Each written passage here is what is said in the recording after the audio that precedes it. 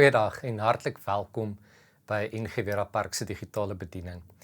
Vandag op Goeie Vrydag het ons die voorreg en die geleentheid om ook saam nagmaal te vier. Ek gaan die tekens bedien hier op ons digitale platform. Jy is welkom om die tekens byderhand te hou. Ek gaan uit die aard van die saak dit nie fisies kan bedien aan jou nie, maar ek wil jou uitnooi. Kry vir jou 'n stukkie brood, wyn of druiwesap. En dan daar waar julle as gesin is julle welkom om dan vandag ook saam die nagmaal te gebruik, of jy as individu. Jy is ook welkom as jy mense by jou het om iemand aan te wys om dan die tekens uit te deel. Deel dit vir mekaar uit. Ons gaan dit saam vier en saam gebruik vandag hierso op Goeie Vrydag. En die teksgedeelte waarna ons gaan kyk vandag is Lukas 22 van vers 14 tot by vers 23 en ek gaan uit die 2020 vertaling uit daardie gedeelte lees. Jy is welkom om te volg in die Bybel wat jy by jou het. Maar voordat ons lees, kom ons bid saam en dan dank ons die Here vir die voorreg wat ons het om vandag ook sy woord uiteindelik te ontvang. Here Jesus, U het aarde toe gekom, onder ons kom woon. Immanuel, God met ons. U het die brood gebreek, U het die wyn geskink, tekens van ons verbintenis aan U. En Here, waar ons vandag in lydenstyd, rou en onthou, is dit die onthou wat ons hier by mekaar bring. Dat ons oor die eeue heen as kerk en as gelowiges hierdie gebruik heilig sal hou.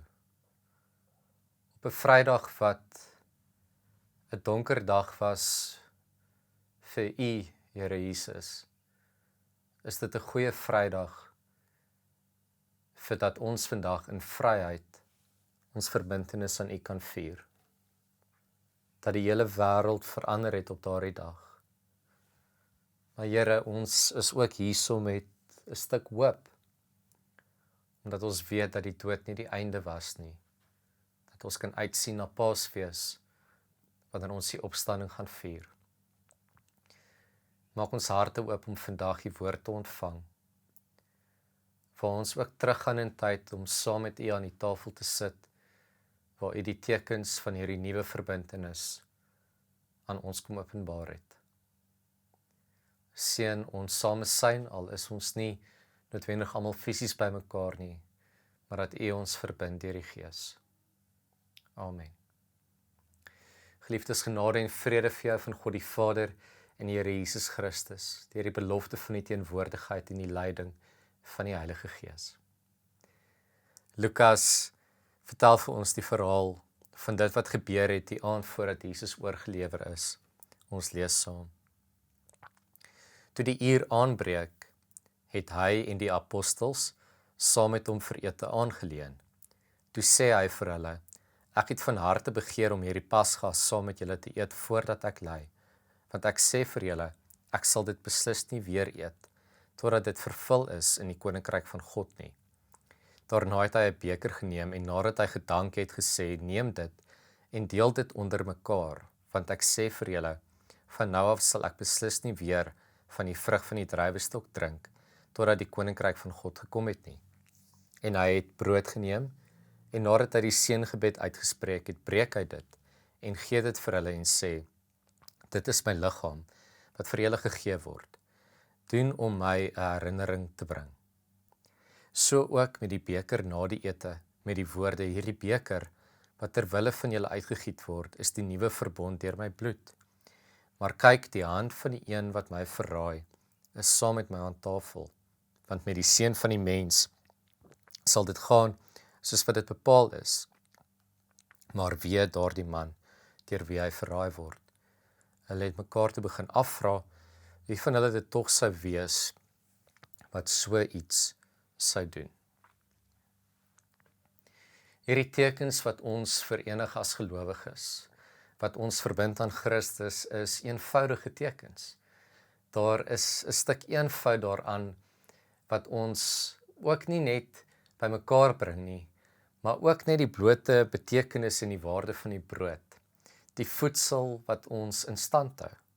En dis 'n baie eenvoudige soort voedsel. Ek kan onthou toe ek klein was het ons as ons skool toe gegaan het ons nie as ons skool toe gegaan het, wanneer ons skool toe gegaan het, ons het daarom elke dag skool toe gegaan. Wanneer jy in die laerskool is, dan pak jy maar nog vir jou kos. En so het ons elke dag, ander dag gehad. Daar was 'n vruggie-dag gewees, daar was 'n snoepie-dag gewees. Maar die dag wat ek die meeste na uitgesien het, was broodjie-dag gewees. Die dag wanneer ons broodjies gekry het. En toe ek hoërskool toe gaan, daar by Hoërskool Noordheuwel het hulle 'n broodjie gemaak, daarso wat hulle 'n nori broodjie genoem het. Jy het R11 betaal en dan het jy so massiewe brood gekry. En dan was daar 'n verskillende vulsels. Daar was 'n Portugese hoendervulsel en daar was hamkaas en salami en allerlei vulsels waarvan jy kon kies. Maar daar's baie keer iets wat brood vir ons kan gee wat ander voedsel net nie vir ons kan gee nie. Die eenvoud waarmee dit ons volmaak. Nou ek weet vandag is elke liewe een net 'n ander opinie oor brood. Is dit gesond? Is dit nie gesond nie met hierdie wêreldse vreeslike gesondheidsbeweging? En ons wil nou nie in 'n groot debat daarin ingaan oor die voedingswaarde van brood nie. Maar vir ons vandag gaan dit nie net oor die feit dat hierdie eenvoudige teken ons maag vol maak nie. Dit is 'n teken van ons verbintenis aan God. En reg deur die Bybel het brood 'n spesiale geestelike betekenis. Ons dink byvoorbeeld aan die vermeerdering van die brood en die 2 visse. Ons dink aan 1 Konings 19 waar Elia by die berg van Horeb, die berg van God, voordat hy by God kon uitkom, het 'n engel vir hom brood en 'n kruik water gegee en hy moes van die brood eet en met die krag van die brood staan daar dat hy vir 40 dae en 40 nagte kon loop om by God uit te kom aan die bokant van die berg. So het brood reg deur die Bybel hierdie spesiale geestelike betekenis. En dan het ons hierdie 2 tekens. Die brood wat die liggaam van Christus verteenwoordig en die wyn wat die bloed van Christus verteenwoordig. Nou vir ons om dit te verstaan, moet ons 'n bietjie verstaan wat bloed beteken het in die antieke Nabye Ooste. As ons vandag dink oor bloed, dan is dit hierdie sous wat deur ons are vloei. Dit wat ons, as jy baie van dit verloor, is jy in die moeilikheid. Dit is dit wat ons konstant deur ons beweeg. Ons dink baie westers, baie medies oor bloed. Maar bloed in daardie tyd was amper soos gees gewees. Dit was dit wat jou aan mekaar gehou het, dit wat jou in die lewe gehou het. Daar was 'n dieper betekenis agter dit gewees as net mediese westerse waarde agter dit. So hierdie 2 tekens, die liggaam en die gees, en dat ons in liggaam en in gees aan Jesus verbind is. Nou wat beteken dit om in liggaam en in gees aan Christus verbind te wees? Want die woord, die nuwe verbond word gebruik en 'n verbond is 'n verbintenis. En die voorreg wat ons het is dat ons elke dag op daardie stadium, as jy dink aan Israel wat deur die woestyn gegaan het, waar hulle honger was dit manna, soos brood wat uit die hemel uitgereën het. Dit is die basiese stapelvoedsel, dit wat jou aan die gang hou.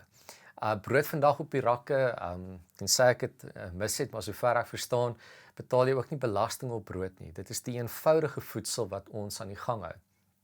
Baie keer as jy gaan uit eet, dan het ons, party van ons het dalk al vreeslike fancy kos geëet en jy onthou daai fancy kos, maar brood is nie fancy kos nie. Dit is eenvoudige kos wat ons voed, wat ons aan die gang hou, wat ons nodig het om deur die dag te kom. Dink aan die Onse Vader gebed waarmee ons gaan afsluit nadat ons die tekens gebruik het wat sê gee ons vandag ons daaglikse brood. Dit is ook 'n teken van afhanklikheid.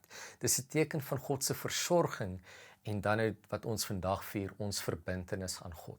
Nou ons is nogal geneig om baie dualisties te dink. Vandag ook vreeslike groot westerse fancy woord wat basies beteken ons dink aan liggaam en gees as 2 aparte goed, 2 verskillende goed, 2 goed wat ons uitmekaar uithou.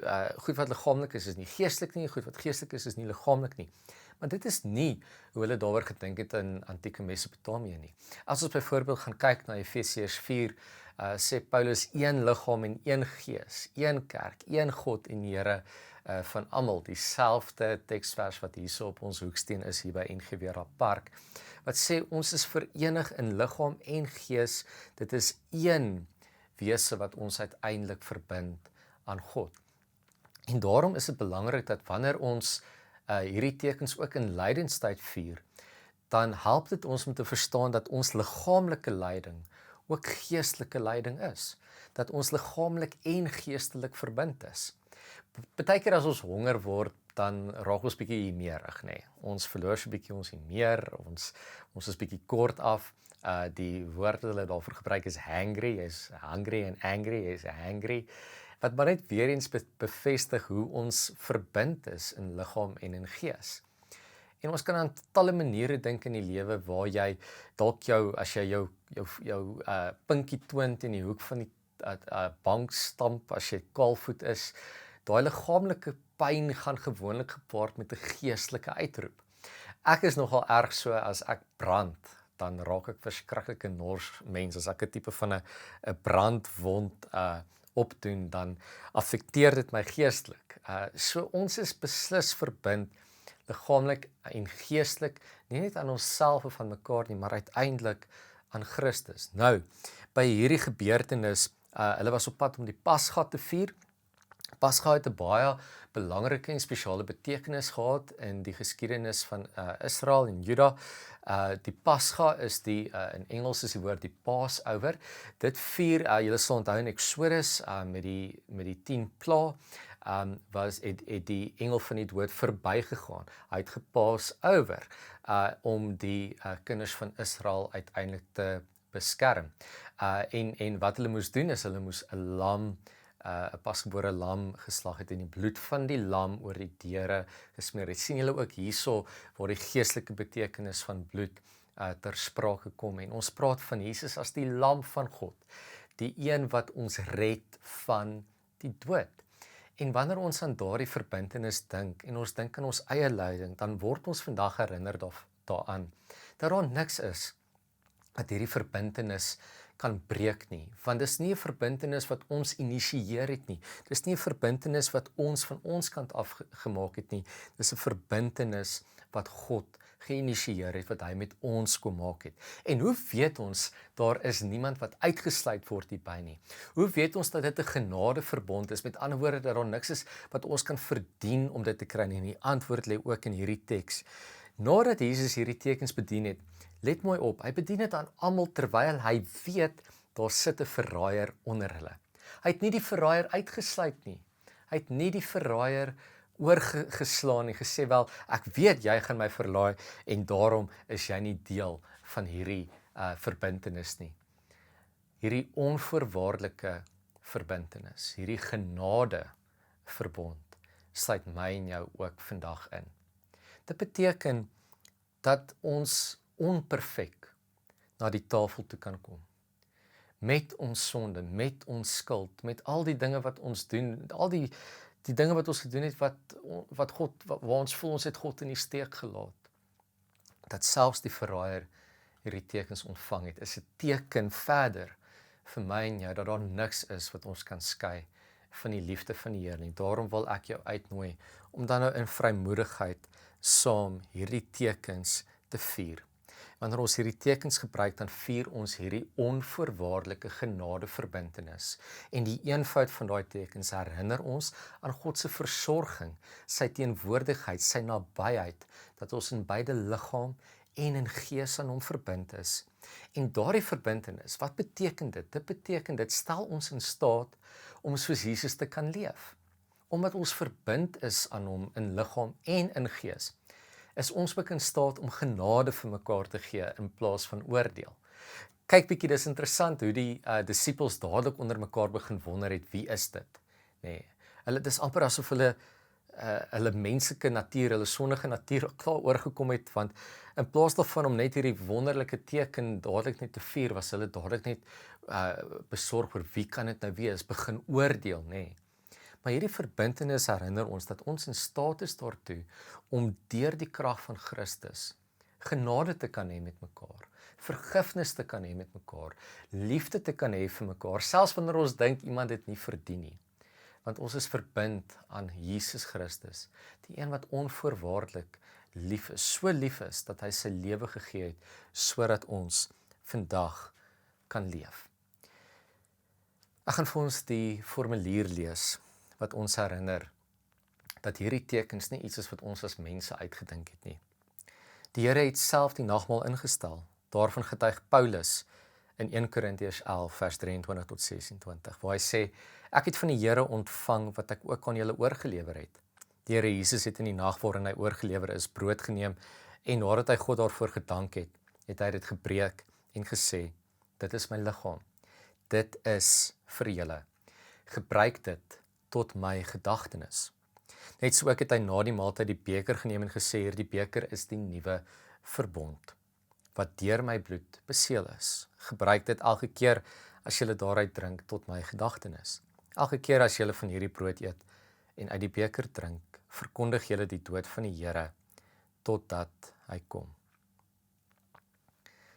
Soos ons gehoor het, kan ons vandag, en ek wil jou uitnooi, vat die stukkie brood, deel dit onder mekaar uit, want ons deel in hierdie verbintenis. Die brood wat ons breek, is die teken van ons verbintenis aan die liggaam van die Here Jesus Christus. Neem dit, eet, dink daaraan en glo, dat sy liggaam gebreek was tot 'n volkome versoening vir al ons sondes.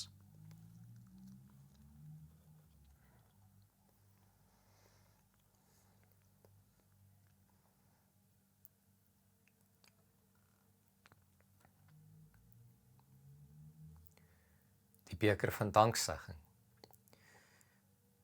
is die teken van die bloed van die Here Jesus Christus. Neem dit, drink, dink daaraan en glo, dat sy kosbare bloed vergiet was tot 'n volkome versoening vir al ons sondes.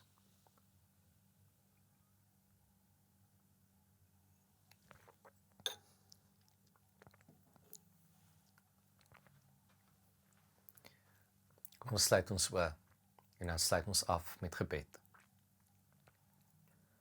Ons Vader wat in die hemel is, laat U naam geheilig word.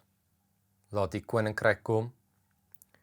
Laat U wil ook op die aarde geskied, net soos in die hemel. Gee ons vandag ons daaglikse brood en vergeef ons ons oortredinge, soos ons ook die vergewe wat teen ons oortree. En laat ons nie in versoeking kom nie, maar verlos ons van die bose. Want aan U behoort die koninkryk en die krag en die heerlikheid tot in alle ewigheid. Amen.